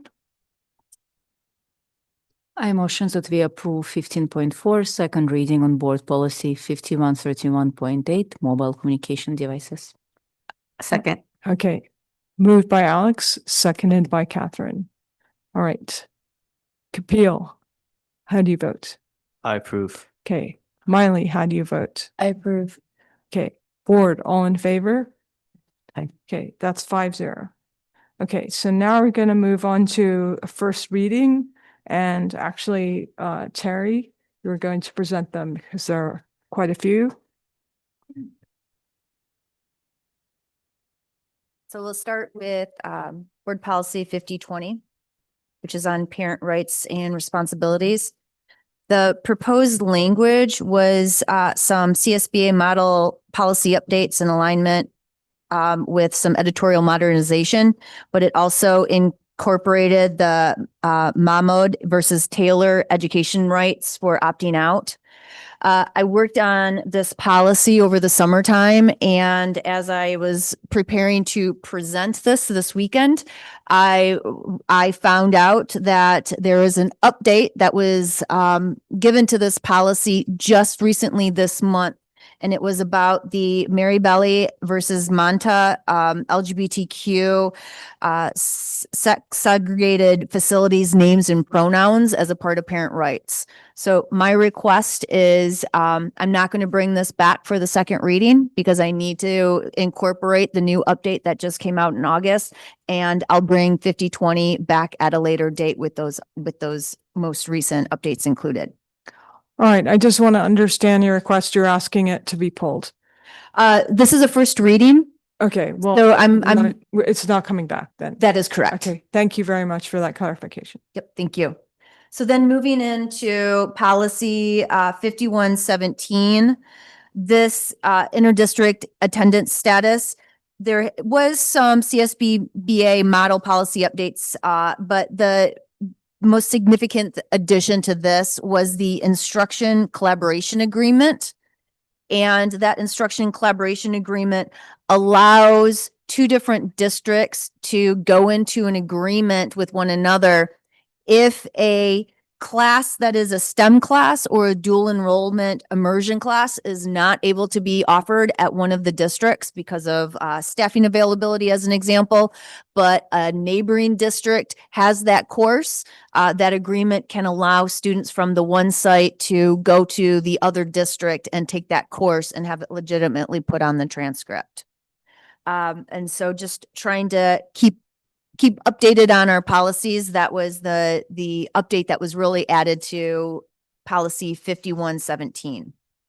So sorry, if we can just pause between the policies. So I think the dean had a question. Yeah, so I appreciate that addition. It's clearly targeting to focus on student interest. In that same, with that same purpose in mind, I noticed that the paragraph 2, just a second, let me read it to you. It says students who are currently enrolled in district high schools, but who move outside the district boundaries prior to the last day of their 10th grade will be allowed to complete the semester in which the move occurred. At the end of that semester, students will be automatically disenrolled from the district. Correct. So this is an existing policy. It's not a change. Correct. I guess as I was reading this, I noticed, why is it not a year? Like what happens if in the middle of the academic year, a student is forced to move schools? Yeah. And they don't benefit from selecting. We select classes. Well, students select classes for the whole year. Yeah. All of a sudden, that student needs to come into the school where everybody's already assigned classrooms, and I would imagine it creates a significant disadvantage for them.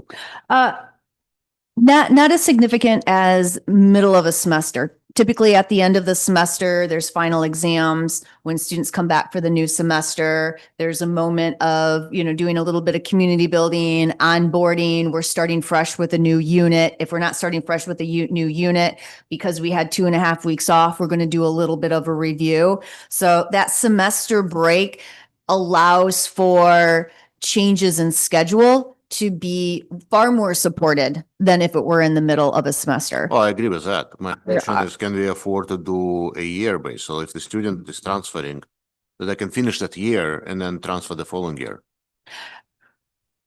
Because it goes down to the purpose of having boundaries, school of residence, and the impact that having an abundance of school students who are not within our boundaries has on our students.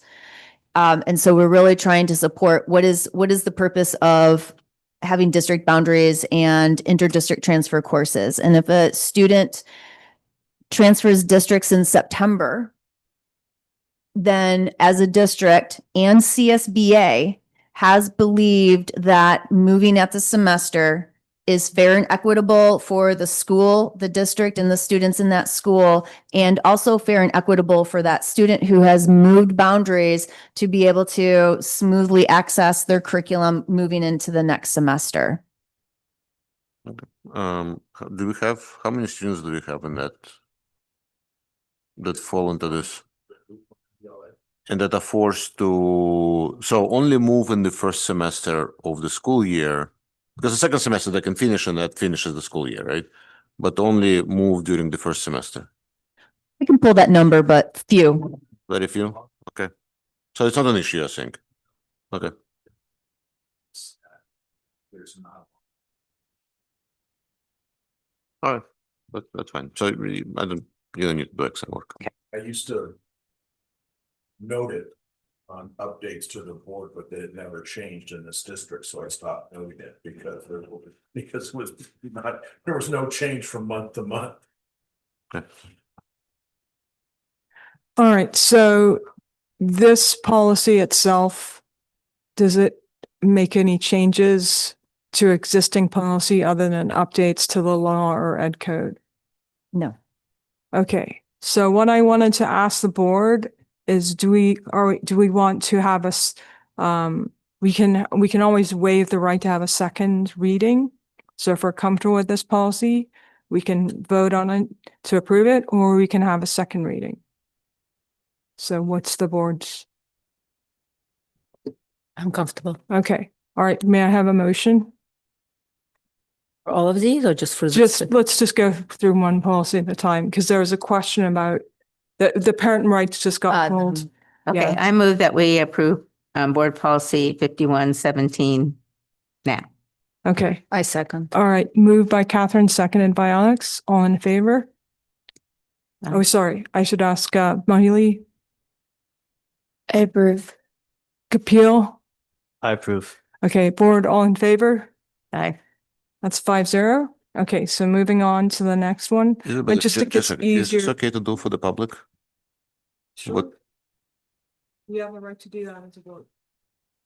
Board can waive a second reading for emergency. It's an amended motion to what's on.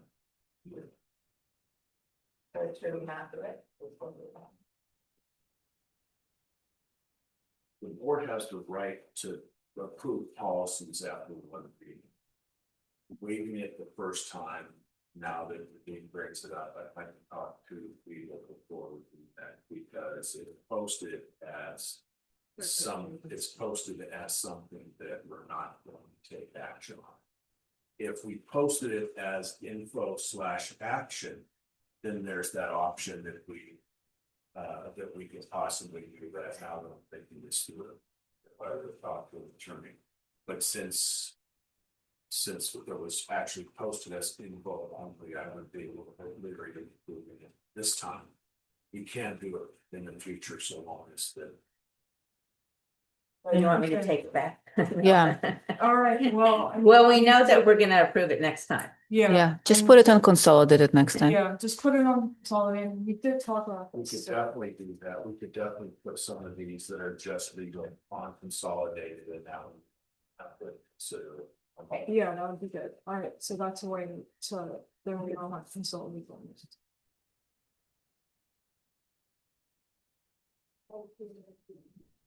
So the next policy is 5131.4, which is student disturbance pattern, student disturbances status. Most of this is updating with CSBA current model policy language, just modernizing how the policy is articulated. It narrows down just a bit from the focus on riots and violence to becoming more broader in terms of what is the management plan. But it does incorporate a state law, which is SB 955. And that law is around students being able to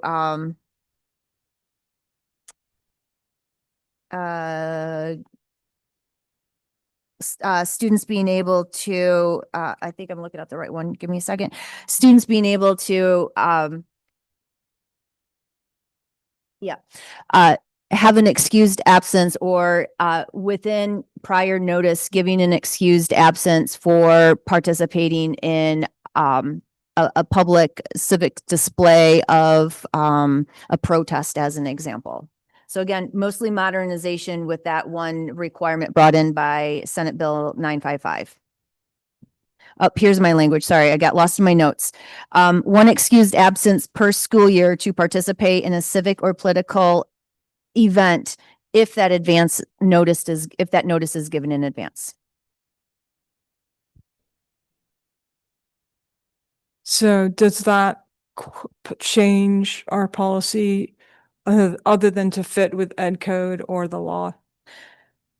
Well, it changes it in that it updates it with that element of being able to have an excused absence. It changes it in that it focuses more on a comprehensive safety plan versus what it was targeted towards violence and gangs. It broadens that to be more inclusive with the safety plan. And then the other redlining is not changing the policy. It's just updating, modernizing the language to more closely align with as an example, changing out board of trustees to governing board, she, he to they or the student. But isn't I thought the excused day or the excused absence is part of ed code. Is that not correct? Or is that? So if a student in the past has not attended class because they wanted to participate in a protest, under ed code, that is not considered excused absence. An excused absence has specific criteria: funeral, religious gathering or religious honoring, illness. In this, what has been newly added is you could have one excused absence for a civic protest if advance notice. So that is new. Okay. All right. So that would be a change to what we do right now. I just want it to be clear to the board, like what's Yeah, new and I what's appreciate not new. Okay. So I guess to the board, do we want to have a second reading or do we want to have it in consolidated? Well, first of all, are there any questions or comments? I should ask that first. Okay, seeing none, consolidated or a second reading? I go for consolidated. Okay. Esme agrees. Yeah. Okay, looks like you have a majority to move it to consolidated. Okay. Thank you. The next policy, which is 5145.6, parent guardian notification. There really is no major changes to this. It is completely, it's updating it with modernized terminology, clarifying a little bit clearer how parents are communicated with, clearer language around access, but nothing is Senate bill, Assembly bill driven. The policy hasn't been updated in 2018, so wanted to just update the language with clear language. All right. So again, I'll ask the same question. Does anyone have any questions or comments? Okay, seeing none, consolidated agenda or second reading? Consolidated. Consolidated. Okay, I need one more. Consolidated, great. Okay, consolidated it is. Okay, let's move on. And Terry, didn't you forget one, the child abuse? Coming up next is the 5141.4 child abuse Okay. prevention and reporting. They were just listed in a different order. Oh, got it. Thank you. I flip-flopped them. Okay. Mhm. So 5141.1, the child abuse prevention and adopting status. This one does have a couple of changes to it, driven by Senate Bill and Senate Bill 848 and Senate Bill 727. One is it strengthens the abuse prevention mandated reporting requirements for the staff, including volunteers that work with students. Our personnel office provides Keenan training for all staff at the beginning of the year. That Keenan training has been updated to meet these requirements. There's also a volunteering onboarding process that requires taking this Keenan training on mandated reporting. The other piece that is added to policy 5141 Point 4 is driven by Assembly Bill 727, which requires the Trevor Project, the LGBTQ and suicide hotline information to be included on the backside of our ID cards. And so every one of our students that has a school ID on the front side with the little barcode, that is their student ID number, scanner for lunch, et cetera. On the backside, it has that suicide prevention and LGBTQ information. That's already there? That's on the ID cards. In both of those, the increased mandated reporter requirements and on the backside, the information on the backside of student IDs have been added to this board policy. Catherine? Do either of our students have their IDs with them that you could show us that? I just want to see it for myself.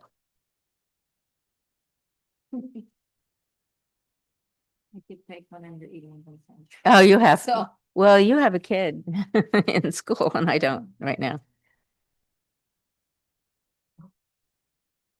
Oh, yeah, look at that. Very good idea. You want to see it, Ida? Yeah. Thank you. Miley. All right, so I need to ask again, consolidated or second reading? Consolidate. Okay, consolidated it is. All right. Okay. Next policy, please. Our final policy is 6178.1, which is work-based learning status. There are two changes to this policy.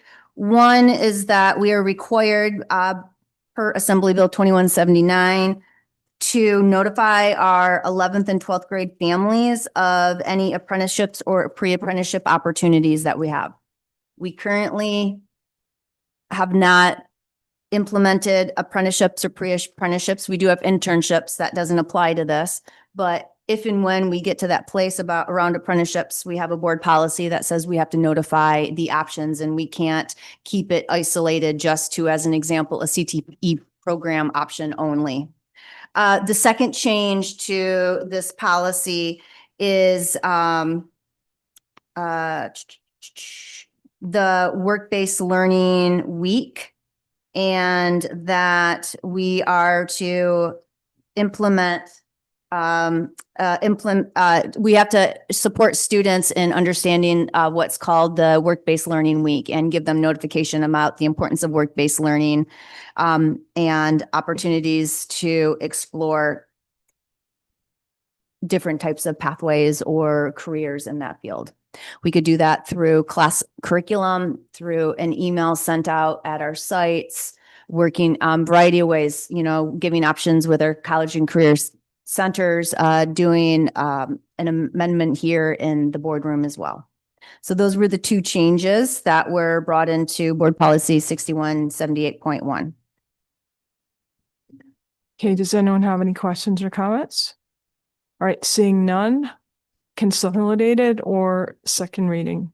Consolidated. Okay, all right, so consolidated. And then I will work with Superintendent Volta moving forward if I have more than one policy to make it clear what the change is. Is it driven by Assembly Bill, State Bill, law, or if it's just an update of the language to be more modernized?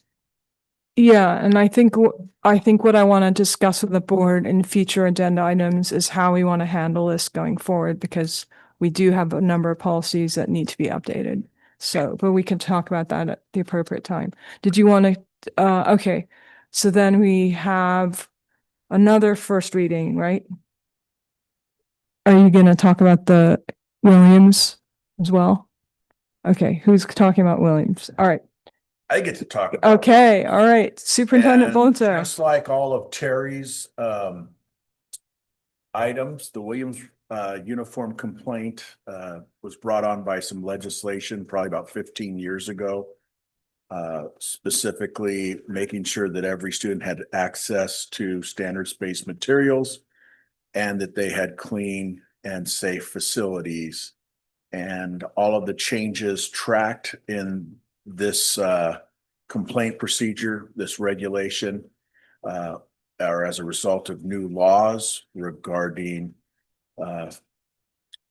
menstrual products in bathrooms and EL credentials and and when a teacher needs an EL credential, and as well as some changes in the complaint form. Also, what constitutes what is the beginning of the school year? They define that. And they also talk about complaints in the bathroom. So these are all, so the form is updated to be aligned with the regulation. All right. Does anyone have any questions? Catherine? So in other words, CSBA rewrote the whole form. Yes, and they're gonna have, we'll probably have to come back to this next year because this says that if a person who files a Williams complaint is not happy with the district's response, they can appeal to the state superintendent of public instruction. But we know that that job is changing, so this will probably change in a year because it might go to the director of CDE as opposed to the state superintendent. So it's outdated as of June 30th. All right. Any other questions or comments? All right. So consolidated or second reading? Consolidated.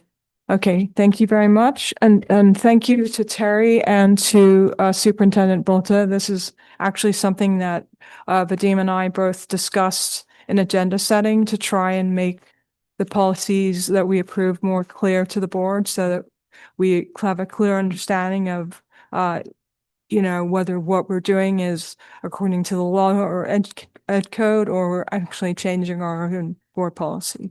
So thank you very much for making that clear to all of us on the board so that we can then move forward more efficiently. I really appreciate it. And in the future, if there is no suggested revisions, we'll just automatically put it on the consolidated, so you won't have to even get consensus. If there is a discussion, then we'll bring it back under action items. And that way we get a first reading. That also gives the public 3 weeks to look at these items and come back to you and talk to you as opposed to just one and done. Yes, I think that balances civic engagement with efficiency, because ultimately if it's ed code or law, I mean, people can ask us about it, but ultimately we have to pass these policies, and we know that we have policies that need to be updated. So thank you. Our last advisory had about 20 board policies that needed to be updated. Yeah, so we're slowly going through them, and thank you for your patience as we go through a number of them at a time. All right, so moving on to board operations. We now have 16.1, which is board suggestions for future board reports and meetings. We already discussed a little bit about how we discussed how we're going to handle policies, which is part of that. Does anyone have any other suggestions or Alex? Is it helpful to decide on a cadence of updates on the AI work? I was actually thinking about that as as Bob and Terry were presenting. I think an update, maybe a second semester update on where we are and where we want to go, maybe at the end of the year. Yeah, We could that sounds present great. what we're looking at for next year. I think that sounds great, and would be great to incorporate comments, some thoughts on the comments I've made. And I do think it's actually interesting as our teachers start using this AI grading of assignments to actually present the type of assignments that are 4s, that are 3, 2, some examples so we can visualize. Terry, thank you for giving one example. Or honestly, maybe even not to create more work, but I'm also curious where the distribution would fall. Would majority be 0, majority be 4, majority be 3? Terry is getting what I'm asking. Yeah, I think it would be, I also. Like nothing precise, just like generally, like where are we landing? Like it's a new framework, we're using it, teachers, I hear, are loving it. how does it look? How does it feel? So, I think an update. yeah.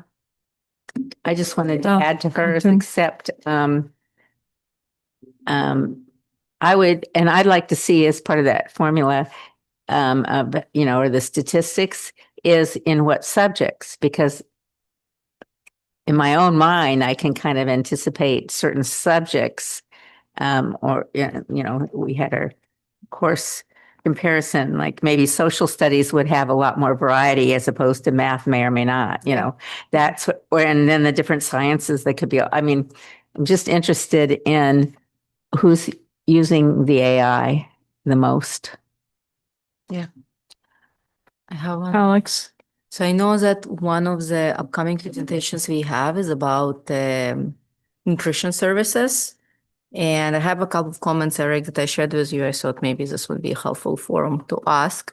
I heard some feedback from parents that talked about long lines at lunch or kids being shy and like some kids not wanting to stand in the long line. And so there were some ideas, maybe some fruit or pizza are more helpful because those can be easily more grabbed. So I'm curious if you could incorporate into the presentation how long the lines are or some understanding of where the situation is and should we address it? Is it a problem or not, and how? And the second piece, I'm really curious about some health assessment of the foods that we offer, and if there are different vendors that we consider, how do we select one over the other? How healthy or less healthy this food is. I can talk to the principals about the length of the lines. Actually, they were commenting today at brunch time how they were impressed with how fast. Maybe it's students not got a through the line. problem. Yeah. The part about what we serve is highly regulated. And so I'm sure Brian will be happy to talk about Yeah, that I as well. totally recognize that's highly regulated. I'm just trying to get an understanding for myself. And if it's easier to just send the board some offline materials, that's good too. Well, Brian will definitely talk about the regulation. I'll work with the principals regarding what their Thank you. observations are with the lines. That would be great. Thank you. Just to add to Alex's point about the cadence, I think the technology is evolving. So I think this is not for now, but I think figuring out we're going to need to be updated as the technology changes. This is going to be an ongoing discussion. So just sort of figuring that out not as we're developing the policy, but sort of what makes sense in terms of updating us as a board, so that we can both be abreast of what's happening in with our students, and also if there needs to be changes or updates to the policy.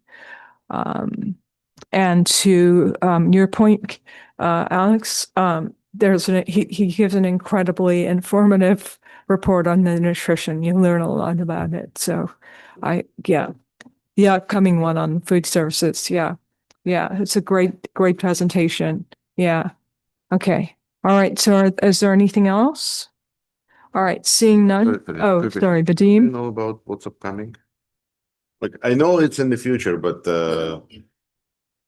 Sends an email where he says that. in one. The end of our email for the voting. Okay, got it. Okay. All right. Anything else? All right. Seeing none, we'll move on to 16.2, communications correspondent, Superintendent Volta. None? Okay. All right. We'll move on to 16.3, legislative update. Nothing. We're almost to the end of this legislative session. A number of bills have been put in the suspense file. The biggest happening right now is SC or SCA 5, which is a constitutional amendment that will go before the voters if approved by our legislators, that would create this education equity account that would try to level the funding of some of the lower funded school districts in the state. Okay. All right. Thank you. Okay. So we're moving on to 16.4, which is our announcement about the next meeting, which is Monday, September 14th.